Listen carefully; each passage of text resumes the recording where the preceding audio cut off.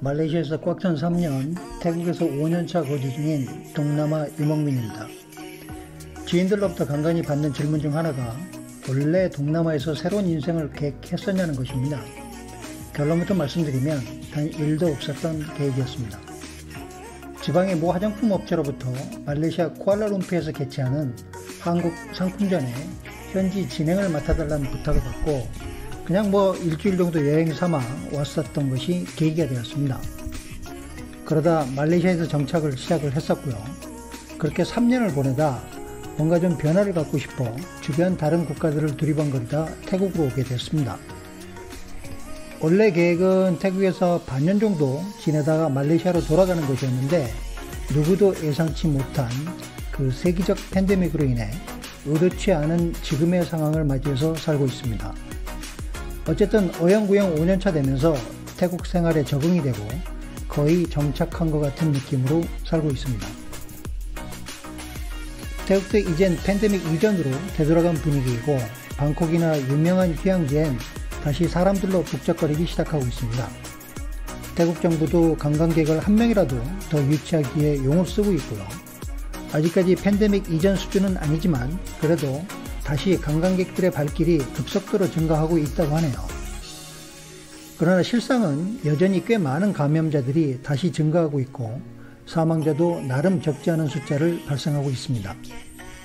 단지 이젠 더 이상 감염자나 사망자 통계를 정부 차원에서 공지하지 않을 뿐 굶어 죽지 않으려면 그냥 알아서 각자 도생하라는 그런 분위기가 된 것 같습니다. 어쨌든 세상은 다시 돌아온 것 같고 저도 그동안 눈치만 보며 꿈꿔왔던 바이크 로드 투어를 실행에 옮겨볼까 합니다. 그래도 아직까지 운이 좋아 건강해서 이젠 좀 더 멀고 긴 여행을 해보려고 합니다. 사실 가고 싶은 곳은 참 많습니다. 인접국인 라오스, 캄보디아, 말레이시아, 싱가포르까지 그림을 그려보고 있습니다. 가능만 하다면 바다 건너 섬나라인 인도네시아까지 가보고는 싶지만 현실적으로 여러가지 제약도 많고 정보가 없어서 인도네시아는 나중에 비행기로 갈 생각입니다. 근데 까마귀 날다 배 떨어진다는 말처럼 막상 떠나보려고 하니 태국에 우기가 시작이 되어 좀 더 신중하게 시점을 관망 중입니다. 물론 이런저런 핑계거리를 찾기 시작하면 그냥 조용히 집에 있는 게 낫죠. 사실 바이크 이용 중에 폭우와 홍수 같은 자연재해를 만나면 심히 난감한 건 사실이고 한편으론 두렵기도 합니다. 근데 그 또한 생각하기 나름인 것 같고 가다가 여의치 않으면 돌아가고 그 역시 여의치 않으면 쉬어가면 되는 거니까요. 단지 최대한 안전한 여행을 위해 굳이 하지 않아도 되는 불필요한 도전은 안 하려고 합니다.